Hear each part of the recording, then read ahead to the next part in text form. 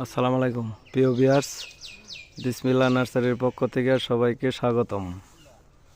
আপনাদের দেখাইতেছি black stone আম গাছ। এই যে দেখেন, 2 বছরের একটি গাছের মধ্যে আমার কতগুলা আম আটকেছে। তো যারা অনলাইনে গাছ নিতে চান, বাগানে এসে গাছ নিতে চান, গাছের পরিচর্যার বিষয়ে জানতে চান, তারা স্ক্রিনে দেওয়া নম্বরে কল করুন। ভিডিওটা স্কিপ না করে পুরো ভিডিওটা দেখুন।